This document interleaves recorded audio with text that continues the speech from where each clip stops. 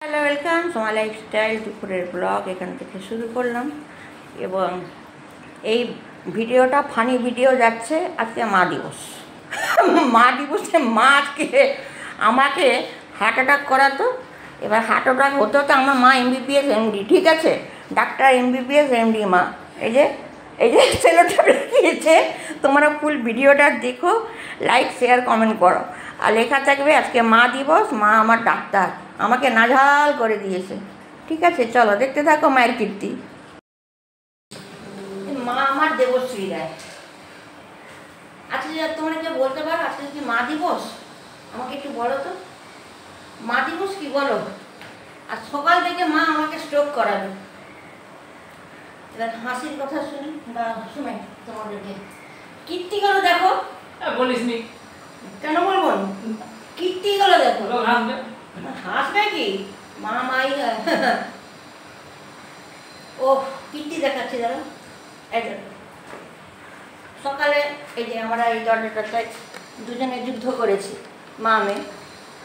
এবারে হলো আঙুলটা কাটলো, মা কিছু পায়নি, খুঁজে কাটে কি করছে না, দরজা কাটছে, স্যালোটে লাগিয়ে দিয়েছে। তুমি কেস খাবে প্রথম, তোমার জন্য রাখো বন্ধু। এইবারে শুনো মায়ের কীর্তি। কাপড় মেলতে গেছে, এরকম একটা প্লাস্টিকের চেয়ারের উপরে উঠে গিয়ে কি বললো বলো দেখি? এই বয়সে যদি কোমর টমর ভাঙে কি হবে বলো? কীর্তি করে খালি দেখে যাও। বলো 2 নম্বর।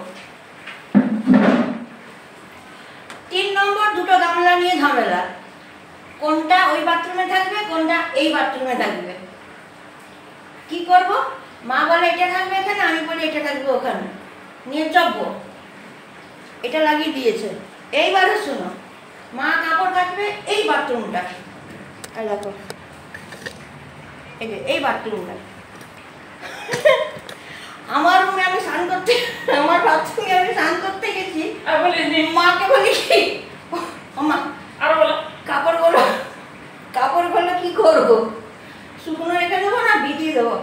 না এখানে না, এখানে না, ওই রুমে, ওই বাথরুমে গিয়ে রাখবি। আচ্ছা তোমরা বলো,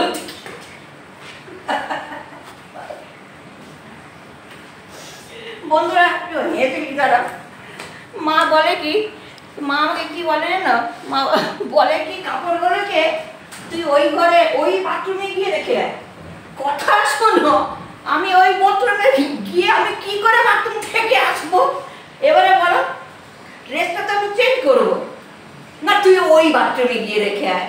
আরে বলছি ওই বাথরুমে আমি যাবোটা কি করে? এই কীর্তি আজকে কি হয়েছে জানি না, মা দিবস সকাল থেকে নাগাল পোছাকে খোল লাগা, 11টায় রান্না করতে পারবো না, কোথা কেন ঢোকেনি, টিভি কেন ফিট হয়নি, পিতা কেন এখানে গুণধর এরকম জল দিতে পারিনি, খাবার দিতে পারিনি পিতাকে। ব্যাপারটা কি হয়ে গেছে বন্ধু তোমাদের বলি, জানো তো, মা তো মাই হয়, ঠিক আছে, ঠিক হয় তো। এবার হাসাচ্ছি, সত্যি পিতা যেমন 3টে জিনিস ছিনিয়ে নিয়েছে, সেরকম পিতা কিন্তু মা দিয়ে দিয়েছে উপহারে। আর মায়ের উপহারে আর কিছু হয় না। একটা মাথার উপরে গার্জেন থাকা খুব ইম্পর্টেন্ট, খুব দরকার। প্রতিটা মেয়েকে আমি বলবো, ছেলেকেও তো বলবোই, কিন্তু ছেলেদের বাদ দিচ্ছি, ছাড়ো বাবা, এখন তার সব কাল নাগিনি ঘুরছে। তো যাই হোক, পিতা বলে না এর চেয়েও বেটার কিছু রাখা আছে তোর জন্য, কাঁদবি না। কাঁদবি কেন? এই যে মা উপহার, সকাল থেকে হাসাচ্ছে, এই চেয়ারের উপরে উঠে যাচ্ছে, খাচ্ছিল, আঙুল কেটে গেল, পেছন পেছন ওষুধ নিয়ে দৌড়াচ্ছে। তোমরা খালি কীর্তিগুলো খালি দেখে যাও, ঠিক আছে? চলো।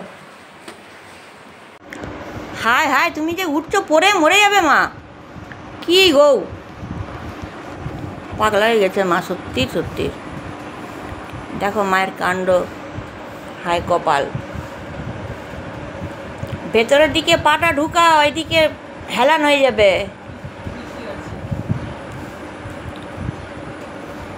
দেখছো মায়ের কীর্তি, কী বলবো বলো, কিছু বলার আছে? আরে এই আঙুলটা এখন খুলবো, খুলে আমি একবার তো স্নান করেছি, কতবার করবো, আবার স্নান করতে যাচ্ছি। ছিলাম না, নিচে গেছিলাম, ছুটপুট করে এলাম। একদম ঠান্ডা জল খাবো না, দুটো রেখেছি, প্রচুর অসুবিধা হচ্ছে।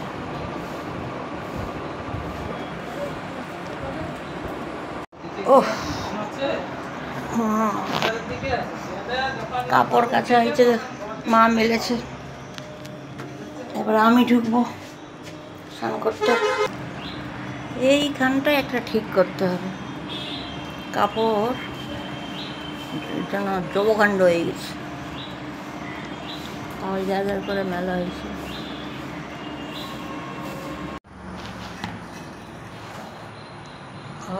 মা আলু ভাতে দিয়ে ডিমটা মাখবে, এটা ডাল, আর এটা ভাত।